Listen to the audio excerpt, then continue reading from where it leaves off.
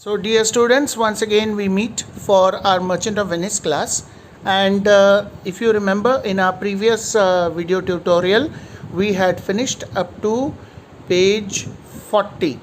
So I will begin from page 41 of your textbook. So all of you please open your textbooks and please take out page 41 and let us continue with the understanding of the text of the Merchant of Venice which we were doing. So Merchant of Venice by William Shakespeare on your screen now. As you can see, we have page 41.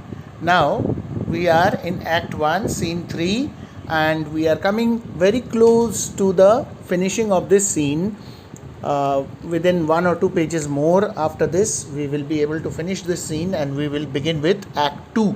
So here Act 1 Scene 3 we continue. So we remember that in the previous page, that is page 41, towards the end of that page, Antonio was asking Shylock whether he thinks that his gold and silver can reproduce like the sheep. And Shylock says, I cannot tell, I make it breed as fast. So I cannot tell, I have no idea, I don't know what to say about that, the question that you are asking. All I can say is that I can make my money multiply. Here breed will stand for multiplication or increase. So he says that I can make my money breed or multiply very fast. But note me, Signor. But then listen to me, mister. And Antonio says, mark you this, Bassanio. The devil can cite scripture for his purpose. Bassanio, notice this and remember this, that even the devil, when he wants to deceive us, he can even give the example of religious texts. Scripture means religious text. So remember, Bassanio, that if the devil wants to make us believe something, tempt us with something, then even the devil can give us examples from the holy texts or religious books, and so we fall into his trap. Indirectly, what Antonio means to say is that Shylock is like the devil, and so he is giving example from the Holy Bible so that they fall into his trap. So in a way you can say that Antonio is already able to understand that Shylock has some evil intention. But still, for the sake of Bassanio, he is ready to sign the bond and borrow the money for Bassanio so that Bassanio can go to Belmont to marry Portia. So then further he says, an evil soul producing holy witness. So he says that sometimes an evil soul can produce holy arguments from the scripture, okay, is like a villain with a smiling cheek. Something similar to a villain who has a smiling cheek. You won't be able to know when you see that he is a villain, but then he's smiling at you and he's looking so amiable, looking so pleasant, and yet his intentions may not be good. His intentions could be to harm you. So, is like a villain with a smiling cheek, a goodly apple rotten at the heart. Oh, what a goodly outside falsehood hath. So this brings out Shakespeare's theme of appearances, outward appearances being deceptive. Remember that throughout this play, this is the most evident and the most apparent and the clearest possible theme that William Shakespeare tries to generate, that appearances are deceptive. We will do more of this theme further in the play as we proceed with the story of the play. So he gives the example of a good looking apple which looks very nice from outside, but when you bite into it you realize that inside it is rotten. So after that, in the last line we find Antonio exclaiming, oh, what a goodly outside falsehood hath. Oh, what a good looking outside or external appearance falsehood generally has. So attractive, goodly, as you can see the meaning is explained alongside. So outside appearance is always deceptive. Don't go by external looks of things. Don't fall for things which are externally beautiful. So this is what Antonio is trying to say. But he himself is falling into this trap of Shylock, even if he can understand that Shylock is trying to trap both of them. Now Shylock says, Shylock has changed back to, or has come back to, the topic of the money, and he says 3,000 ducats. That's a good round sum. 3 months from 12, then let me see the rate. Okay, so you want to borrow 3,000 ducats? That's a good amount. In fact, it's a round amount, it's a big amount. Anyway, you want it for 3 months. Out of 12 months in a year, you want it for just 3 months. Okay, let me see the rate. Because interest rates are calculated on an annual or a yearly basis. So, per annum basis. So that's the reason why he says, let me see, if you are borrowing for 3 months out of 12 months, what will be the rate of interest that I must charge? Let me calculate. And saying this, Shylock is busy doing some mental maths, some calculation, and Antonio and the others are waiting for him to respond. So you can imagine that there has been some lapse of time between when Shylock says this in line number 100 and when Antonio speaks up after this. Because Antonio says, well, Shylock, shall we be beholding to you? Well, Shylock, shall we?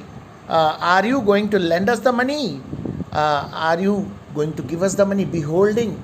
So you just tell us whether you are going to give us the money or not. The meaning is explained alongside. You can see the meanings. Whenever you are coming across a difficult word, the meaning is already given. So look at the meaning always.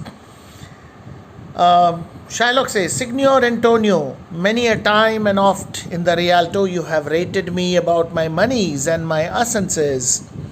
Mr. Antonio, many times, it has been many times that you have rated me or abused me or found fault with me, have criticized me publicly in the market about my money, about my interests, the assences or the money lending deals that I have been making, and also the money that I have been lending out, people borrowing from me. So many a times in the Rialto. Rialto is the Venetian stock exchange or the stock market of Venice, where mostly all the merchants, all the traders, all the business people gather every day to do trade and commerce, buying and selling. And so there is always a big crowd of business people there, and very often, Mr. Antonio, you have criticized me and you have said all sorts of nasty things about my business, my money lending business and my business deals. Still have I borne it with a patient shrug, but I have always tolerated whatever you have said with patience. I have simply shrugged it off. Shrugging means moving your shoulders up and down as if you don't care. So he says that I have shrugged it off with patience. Even if you have criticized me, I have shrugged it off with patience. For sufferance is the badge of all our tribe, because suffering is the badge or the characteristic of our entire Jewish tribe. We have been suffering ever since the age of the Holy Bible, or ever since Jesus was crucified. So we have been suffering for centuries. So I know that because I am a minority, I am a Jewish citizen who is in Venice, and there are not many Jews in Venice, and Venice is a Christian place. I have tolerated all your insults patiently. You call me misbeliever, cutthroat dog. So you have the habit of calling me a misbeliever. Misbeliever, one who does not believe in Christian faith, one who does not believe in the Christian religion. So that's the reason why you have called me publicly, you have called me a misbeliever. And you have also called me a cutthroat dog. That is murderous or merciless dog, one who cuts the throat of others. So you have called me like that, with such names. You have called me names in a way. You have insulted me openly, publicly, before the merchants in the Rialto or the stock market of Venice, and spit upon my Jewish gabardine. And not only that, you have gone to the extent of spitting on my traditional Jewish dress. See, the Jews, they wore long black robe-like dresses in those times. And they also wore a round, tight-fitting cap on their heads. So, you have not only insulted me with your words, but also through your actions.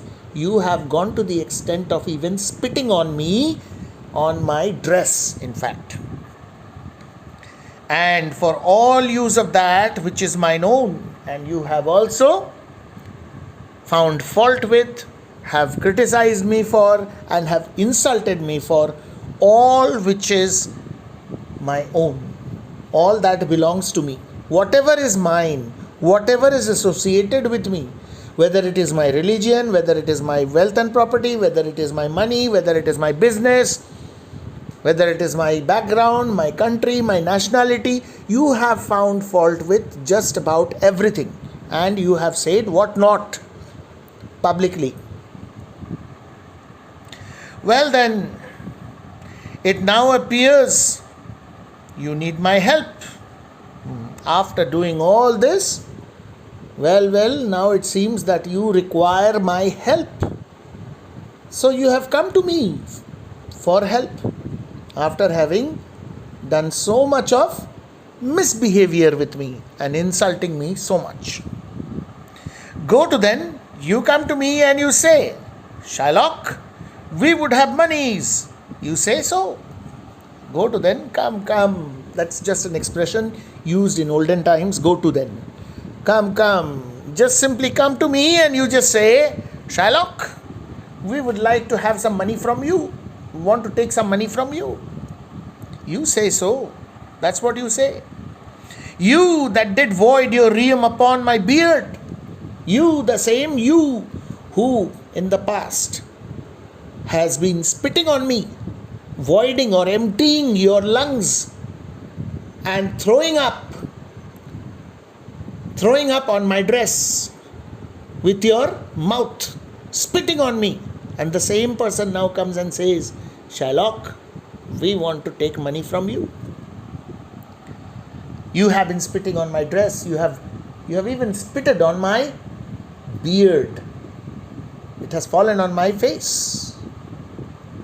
And now the same Shylock is required by you when you need monetary help. The same Shylock has suddenly become important for you, that you have come to him after hating him so much, insulting him so much. You have come to that same Shylock asking for money. So we notice that Shylock has his point. We notice that Shylock knows when to speak and what to speak. Shylock, as he has said, has been tolerating Antonio's insults for months, maybe for years. Whenever Antonio saw him in the market, in front of the other people present, he would start insulting Shylock. And now Shylock has the right opportunity to give back to Antonio what Antonio had been doing to him. So he says, you that did void your rheum upon my beard, and foot me as you spurn a stranger cur. You, the same person who was in the habit of kicking me, just like if a stray dog enters, cur means dog. Stranger cur means a stray dog. Just as if a stray dog or a street dog enters your property, your house, your compound, your home, what do? You just kick it out of your compound. The same way, you have tried to even physically abuse me by kicking me in public. So you can see that Antonio really has gone to that level where he cannot be considered a gentleman, because Shylock is pointing out these things, and Antonio is not able to protest that he has not done these things. He has done these things. In fact, he will accept it immediately after this. And he will say that I will do such things more if necessary. That is the adamant egoistic Antonio we see here. So he could be appearing as someone very good to his Christian friends, but he is not so good in his racism, in his ideals of communalism. He is not a good man. Maybe he is a royal merchant, maybe he is rich, maybe he helps, but he helps only Christians, and he hates the Jews. So we can say that Antonio is no doubt a racist man, though he is the chief protagonist of this play. So, just as one kicks a stranger cur over one's threshold means doorway, the same way you have also kicked me. Money is your suit, and now your intention is to take money from me. So we have finished with page 41, coming to page 42. What should I say to you? Should I not say, hath a dog money? What shall I say to you, Antonio, after all that you have been doing? Should I not say to you, how come you are coming to a dog asking for money? Does a dog have money to give? Is it possible for a dog to have money? You don't consider me a human being, you consider me a dog. Then how come you are coming to me and asking for money from me now? Should I not answer to you and say, does a dog have money? Is it possible a cur can lend 3,000 ducats? Is it possible for a dog to lend you 3,000 ducats? Or shall I bend low and in a bondman's key with bated breath and whispering humbleness say this? Or shall I bend low before you and just like a bondman or a slave with humbleness in my voice say this to you? Whisper these words to you? Fair sir, you spit on me on Wednesday last. My gentle sir, because you have been spitting on me on last Wednesday. You spurned me such a day, and on another day you had kicked me, and another time you called me a dog. Because of all these favors, for all these courtesies that you had spat on me, and you had kicked me, and you had called me a dog on such and such days. I am so overwhelmed, so grateful to you that you have done such good things to me, that I am here ready to give you 3,000 ducats. So for all these courtesies, I'll lend you thus much monies. So all these polite actions, all your polite actions, I am so indebted to you that I feel like giving you the 3,000 ducats which you are asking for. So you see how sarcastic Shylock is when he says these words. He is trying to put Antonio in his place by saying these words. He is pointing out Antonio's behavior towards him, because now he has got the chance to do so. Antonio says, look at Antonio. He's so egoistic and he's so adamant, so rude, that he says, I am as like to call thee so again. If necessary, I will call you the same once again. If I have called you a dog before, then it is most likely that I will call you a dog again. To spurn thee too, and if necessary, I'll kick you out again. If thou wilt lend this money, to spit on thee again, I will also spit on you if necessary, and I'll also spurn you. or I'll also spurn. Meaning of spurn given here, push you. That is, here it means push you or kick you if necessary. If thou wilt lend this money, lend it not as to thy friends. For when did friendship take a breed for barren metal of his friend? If you really lend this money to us, don't lend it to us as if you are giving to a friend. We don't want your friendship. We have come here to borrow officially from you. It's pure business. What I have done before, I am likely to do again. And if you are lending the money, remember that you are not lending to a friend. Because in friendship, people don't, meaning is explained here. For when did, so this is a classic example of anti-usury. When did any friend take interest from his friend in the form of profit? So here we have come to pay you interest. We are not asking for the money free without interest. We are going to pay you the interest. So because in friendship, friends give money to friends and don't charge interest. We are not coming here to meet you and ask you for money like friends. We have come here just to borrow as anyone would, and we are ready to pay the interest. So breed for barren metal of his friend. Metal here means money. Money in those days, currency was only in the form of coins. In those days, there were no currency notes. Paper money was not available in those times, in Shakespeare's time. And so, he says about the coins or the money. Metal here stands for the coins. But lend it rather to thine enemy, who if he break, thou mayest with better face exact the penalty. Lend the money just like you would lend money to your enemy.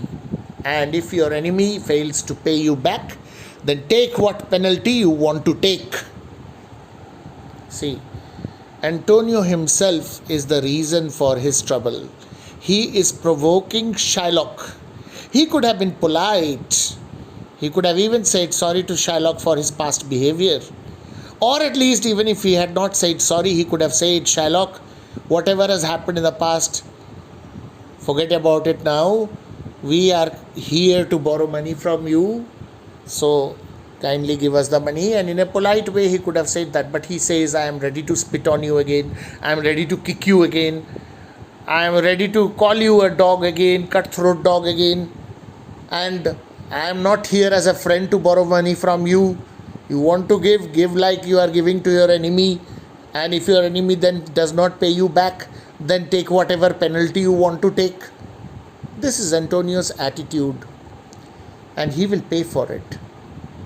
So let's see what happens.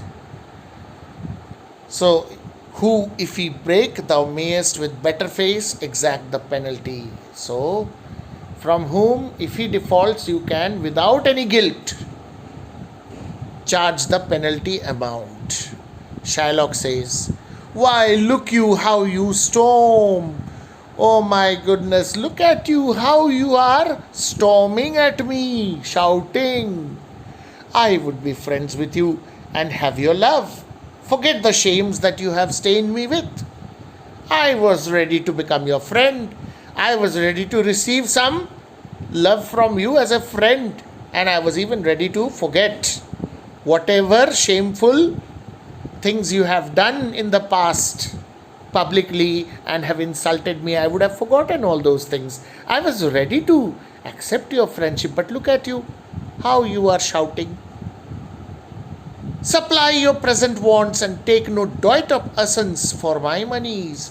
I would have given you the money, the present want or the requirement which you have. I would have supplied that, and I wouldn't even have charged a single ducat of interest from you. And you will not hear me, but you are not ready to listen to me. This is kind I offer. So here the meaning of kind. This is kindness. I am offering my kindness to you and I am expecting kindness from you. And kind is used in the sense that a man likes the company of his own kind. So Shylock means that his system. Shylock means that the system of loan which I am going to give you will be without charging any interest. Kind also has the usage. You can see the reference here. So there are three possible meanings of kind. So anyway, in whatever sense you take it, you can just go through. This were kindness, this would indeed be kindness on your part, says Bassanio. Okay, if you are ready to give us the money, it would really be your kindness. So that is what Bassanio says. Now with that we come to the next page, that is page 43. Shylock says, this kindness will I show. Go with me to a notary. Seal me there your single bond. Okay, I shall return similar treatment to you. Well, Shylock indirectly means to say that whatever you have done against me, now the time has come to return a similar treatment. Now then, come with me to a notary. Who is a notary? A notary is a solicitor or a legal officer, kind of lawyer who does legal things, documentation, signing, sealing in stamp paper. So these things are done by the notary. So he says, come with me to the notary, seal me there your single bond, and there we will seal and sign the bond of agreement through which I will be giving you this amount of money. And in a merry sport, and in a merry sport, if you repay me not on such a day, in such a place, such sum or sums as are expressed in the condition, let the forfeit be nominated for an equal pound of your fair flesh. So he says that just out of fun, playfully, if you do not pay me on such a day, in such a place, this certain amount of money as expressed in the terms and conditions of the bond, then the forfeiture or the penalty for not paying on a particular day the amount which you were supposed to pay me back the penalty will be an equal pound of your fair flesh. So if you don't pay back, we will prepare a bond, and in that bond it will be written, the conditions that will be laid down in the bond will be like this, that on so and so date, in so and so place, if you don't pay me back so and so amount, then as penalty you have to give a pound of your flesh to be cut off and taken in what part of your body pleaseth me, which will be cut off and taken from whatever part of your body I want to take it. Whatever part of your body I want to take it from. So that will be the penalty.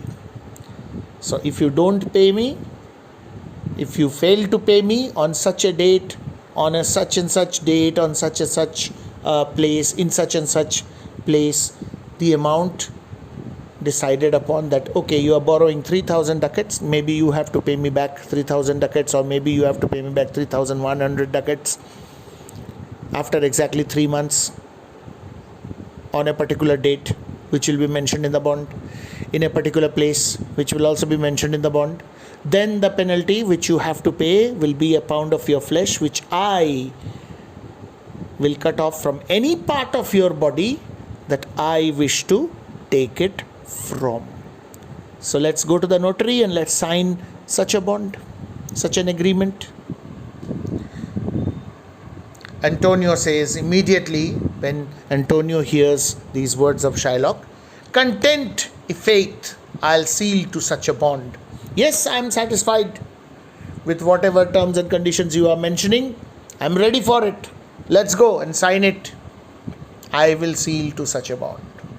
And say there is much kindness in the Jew. And not only will I seal and sign it, I will also say that there is much kindness in you. Refers to him as Jew. Bassanio is alarmed. When Antonio says, I am ready to sign, Bassanio is really worried because Shylock has just now said something which is so terrible. So Bassanio says, you shall not seal to such a bond for me. No, Antonio, you cannot seal such a bond for me. I'll rather dwell in my necessity. I would rather like to live it with my requirement than allow you to sign such a bond. I cannot risk your life. You are my friend. I will not allow you to sign such a bond. Antonio says, why? Fear not, man. I will not forfeit it.